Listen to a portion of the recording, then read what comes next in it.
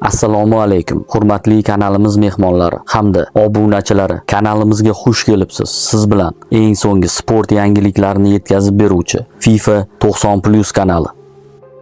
La Liganing 35-turida ikki peshqadam jamoa Barselona hamda Real Madrid jamoalari o'zaro to'qnash keldi. Gollarga boy o'tgan uchrashuvda Barselona 4-3 hisobida g'alaba qozondi. Hakamlar qarorlarini tahlil qilishga ixtisoslashgan kompaniyaga tegishli Archivo VAR akkauntida La Liganing 35-turidan o'rin olgan Barselona hamda Real uchrashuvida yuz bergan ikkita bahsli epizodni tahlil qildi. Tahlilga ko'ra, o'yinning bosh hakami Alejandro Hernandez o'yin so'ngida Real darvozasiga penalti belgilamadi. Chouamenining qo'liga tekkan vaziyatda VAR epizodni ko'rib chiqishni talab qilganiga qaramay, hakam o'z pozitsiyasida qolishga qaror qilgan. Shuningdek, bosh hakam 90+6-daqiqada Fermin Lopesning golini noto'g'ri bekor qilgan. Real Madrid bosh murabbiyi Carlo Ancelotti Barselonaga mag'lub bo'lish sabablarini ma'lum qildi. 5 nafar himoyachimiz jarohat olgan. Buni hech kim unutishga haqqi yo'q. Biz yaxshiroq himoyalanishimiz kerak edi. Bu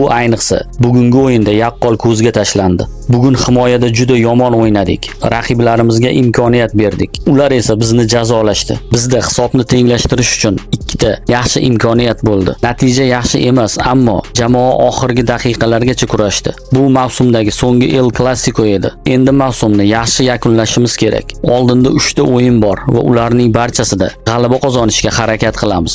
Barselona klubi bosh murabbiyi Hansi Flick Klasikodan keyingi fikrlari bilan o'rtoqlashdi. Bu g'alabani muxlislarimizga bag'ishlaymiz.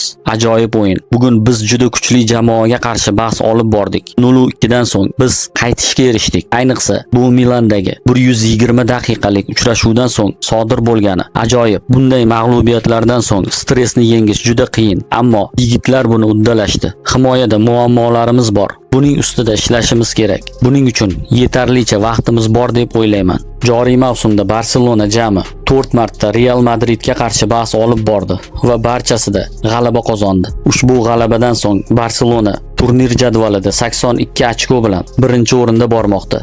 75 ochko to'plagan Real Madrid jamoasi esa ikkinchi o'rinni band etgan. 36-turda Real Madrid jamoasi 15-may kuni o'z uyida Mallorkani qabul qiladi. Barselona esa 16-may kuni Espanyol mehmoni bo'ladi.